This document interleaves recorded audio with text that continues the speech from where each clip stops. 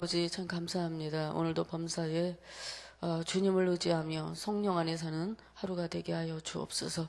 오늘 이 새벽에 예배하며 기도하기를 원하는 우리의 믿음을 하나님 받아 주옵소서. 가정마다 평안 주시고 건강도 주시고 물질의 축복도 주시어서 마음껏 주의 선한 일에 헌신하며 행복한 성도님들 되도록 은혜에 베풀어 주옵소서. 오늘 담임 목사님과 함께하는 안수집사의 국내 성지순례가 있습니다. 주님께서 친히 동행하셔서 복된 하루가 되도록 인도하시고 담임 목사님 영혼에게 강건을 허락해 주시옵소서.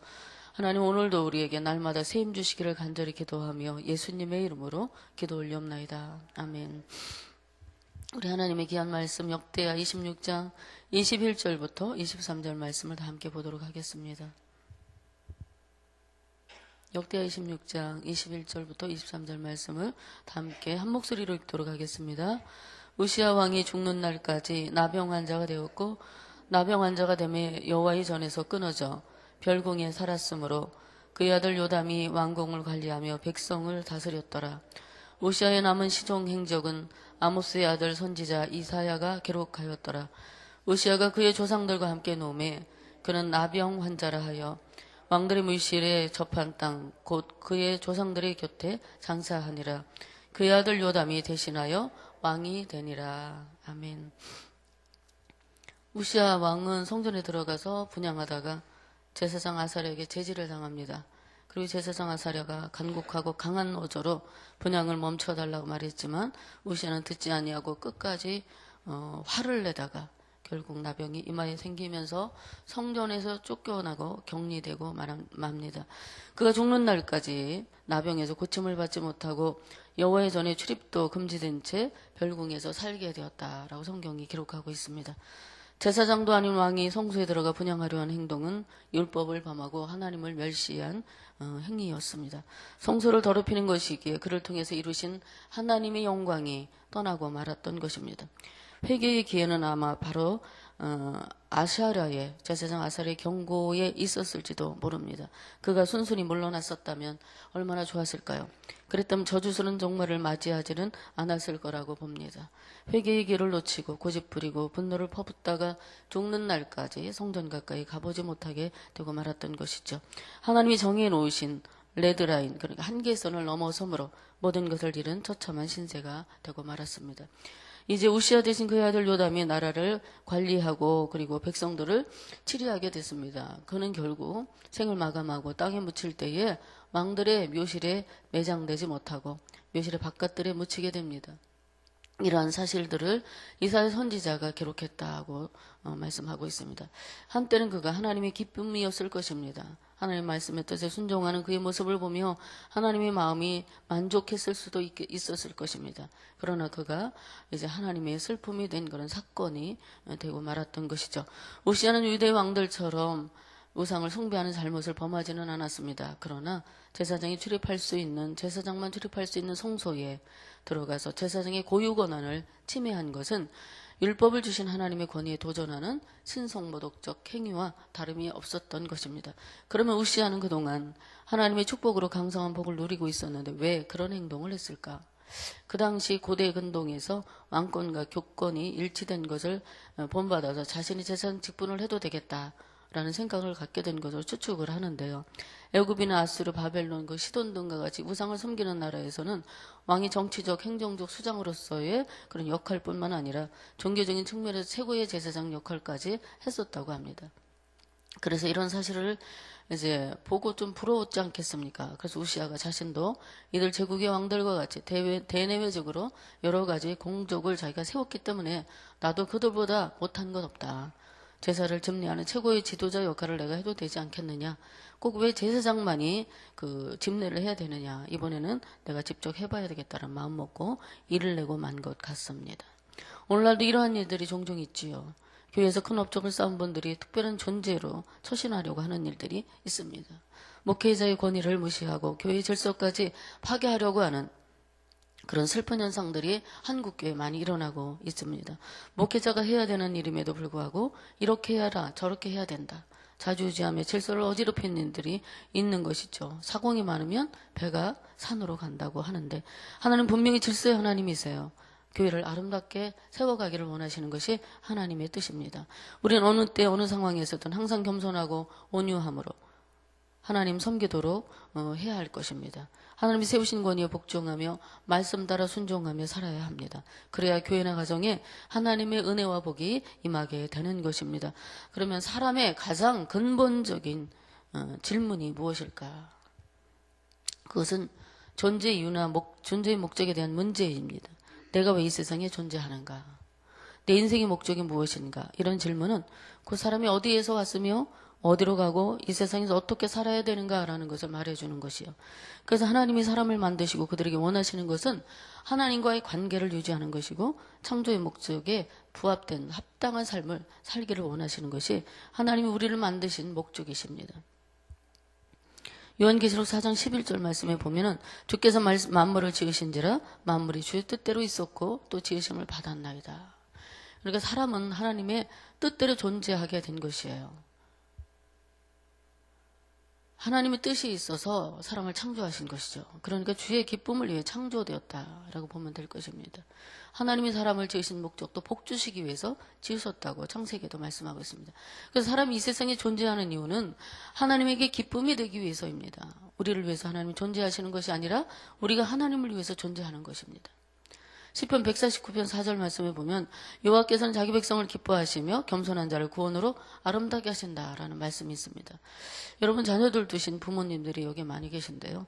부모들은 자녀들을 바라보면서 기쁨을 느껴요. 특히 자녀들이 옳은 일을 할 때 부모의 기쁨은 배가 됩니다. 그래서 하나님도 마찬가지시죠. 하나님은 우리를 바라보는 것으로만으로도 기뻐하십니다. 하나님을 아버지라고 부르며 하나님과의 관계를 유지하는 것을 또한 기뻐하시죠. 이것이 바로 인간이 세상에 존재하는 가장 큰 이유일 것입니다. 하나님은 당신의 기쁨을 위해서 우리를 창조하셨기 때문에 하나님을 우리는 기쁘게 하는 일에 사명을 가져야 된다라는 거죠. 하나님을 기쁘시게 하기 위해서 우리가 무엇을 할 수가 있어요? 무엇이 하나님을 기쁘시게 만드는 것일까요? 만일 우리의 존재의 이유가 하나님을 기쁘시게 하는 것이라면 우리가 어떻게 그 일을 할 수 있을까요? 성경에 그런 모델들이 많이 있습니다. 아브라함, 다윗, 모세 등 성경 인물 중에 여러 사람이 있지만 그 중에 한 예를 들자면 노아가 있죠. 방주를 만들었던 노아가 있습니다. 창세기 6장 8절에 노아는 하나님의 은혜를 입었다라고 합니다. 그러면 그는 하나님에게 기쁨을 드리는 사람이었습니다. 세상이 그 당시에 온통 죄에 빠져서 쾌락을 쫓아 살았습니다. 그는 하나님 앞에서 그러나 노아는 하나님 앞에서 살았습니다. 성경은 그가 당대의 의인이요 완전한 자라고 이렇게 말씀하고 있습니다. 그래서 하나님과 동행이 있다는 거죠. 여러분이나 저는 하나님 앞에서 어떻습니까?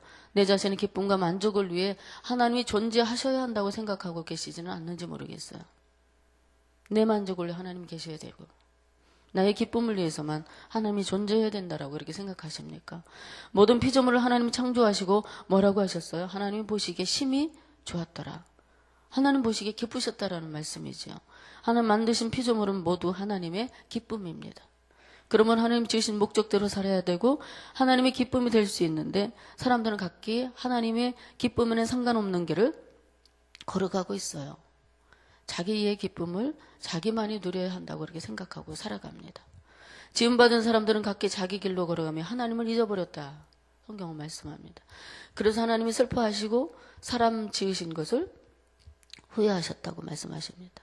그 당시 노아만이 하나님을 기쁘시게 하는 삶을 살았기 때문에 하나님이 세상을 심판하기 전에 노아에게 구원의 방주를 지으라고 말씀하셨어요.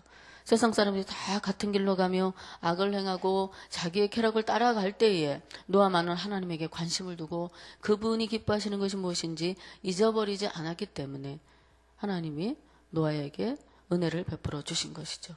우리 영적인 상태는 어떤가요? 오늘 우시자의 종말을 대하면서 세상에 부패하고 타락하며 죄악이 넘쳐나는 세상에 살아가는 우리는 노아처럼 하나님이 창조하신 목적대로 살아가고 있는가? 저에게도 그런 질문을 수없이 던져봅니다. 아니면 별 수 없지 뭐 세상이 다 그런데 뭐 나라고 별 수 있나? 세상 사람들 다 그렇게 살고 있잖아. 세상이 저항하지 않고 타협하고 세상 물결에 우리가 휩쓸려고 한다면 우리는 엄청난 영적 슬럼프에 빠지고 말 것입니다. 우시아처럼 하나님을 또한 어떤 면에서 또 멸시하게 될지도 모릅니다. 그러면 우리가 영적으로 빛나는 사람이 되어 하나님을 기쁘시게 해야 되는데 어떻게 하면 그럴 수 있을까? 단순하게 하나님을 사랑하면 됩니다. 하나님을 사랑하는 것은 그분을 아는 것이지요. 사랑한다는 것은 그분과 동행하는 것입니다. 동행한다는 것은 사랑한다는 것과 동일하다라는 거죠. 여러분, 사랑하는 사람과 하루 종일 동행하지 원수 같은 사람하고 동행하지는 않습니다. 사랑하니까 일평생 같이 가고 싶어서 결혼도 하는 것이에요. 그래서 사랑의 결정으로 평생 동반자가 되기 위해 결합하려고 하는 것이죠. 사랑하지 않으면 함께 동행하지 못합니다. 잠시도 같이 있을 수가 없어요. 불편해서. 하나님이 사람을 창조하신 이유는 우리가 몇십 년 동행하기 위해서 우리를 창조하신 것이 아니라 어디까지예요? 영원히. 하나님의 자녀로 함께 살게 하기 위해서 하나님 우리를 창조하신 거예요. 소모품으로 이 땅에서 너희 잠깐 살다가 그렇게 와가 아니라 영원히 하나님의 자녀로 함께 살고 싶어서 하나님이 우리를 지으셨다라는 거죠.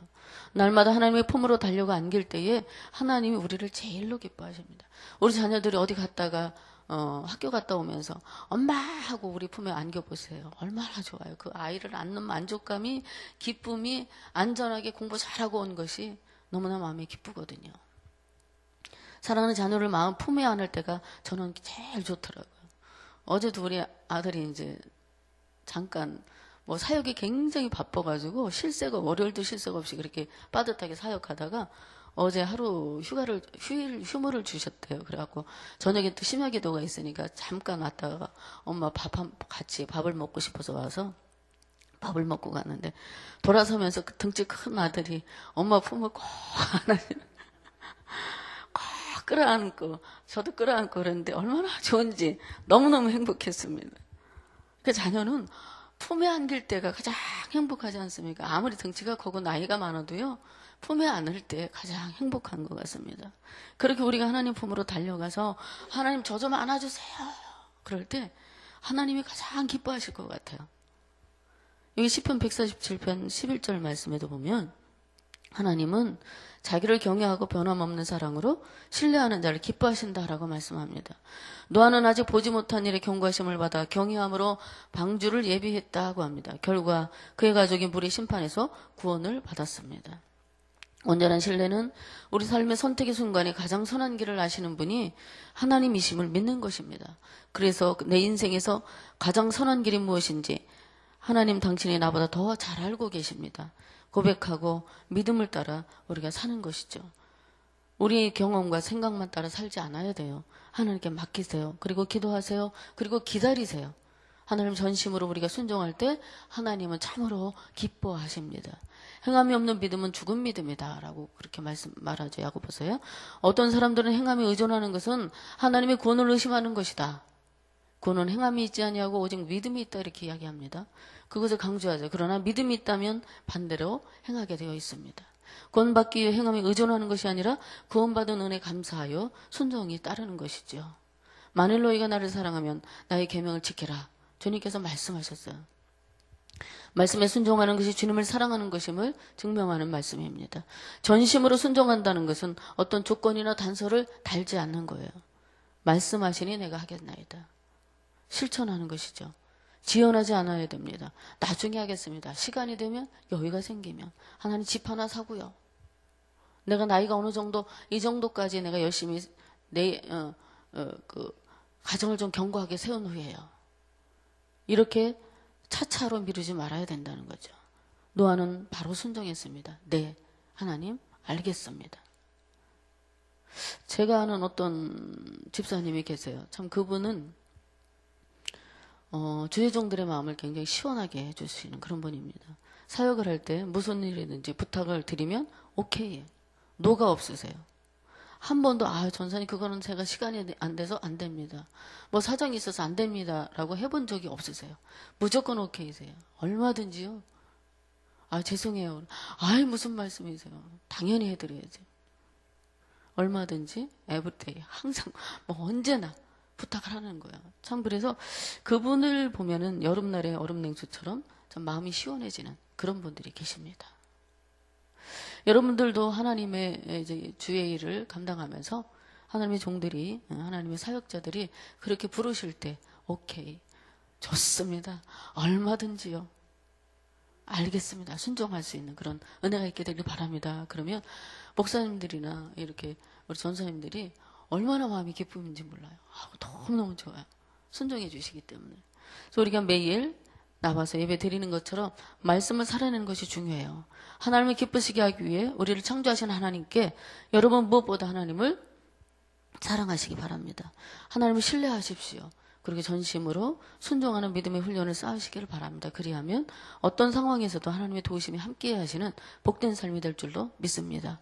세우신 권위와 명령에 도전하다 슬픈 인생을 마감한 우시아가 되지 말고 노아처럼 어떤 명령에도 순종하려고 하는 믿음의 자세로 하나님의 참 기쁨이 되어 인생의 마무리가 아름다우시기를 복비로 드립니다. 기도하겠습니다. 신실하신 하나님, 오늘도 변함없는 사랑으로 주님의 기쁨이 되기를 원합니다. 주님을 깊이 신뢰하며 친밀히 동행하는 그러한 날이 되게 해 주옵소서. 거룩하신 아버지 하나님, 내일은 주님의 날입니다. 안식일에 주실 주님 은혜와 사랑을 기대하며 준비된 마음으로 예배드리는 우리 모두가 되게 해 주옵소서.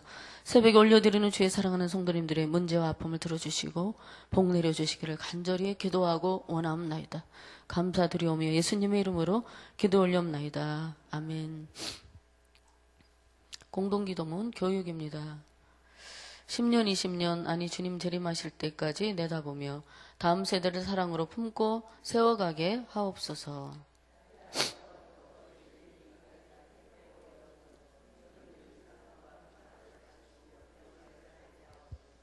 사무엘, 요셉, 다윗 부서를 크게 축복하옵소서. 청년부 싱크를 특별히 힘차게 하옵소서. 다음 세대를 아끼며 기도와 섬김으로 길러내게 하옵소서.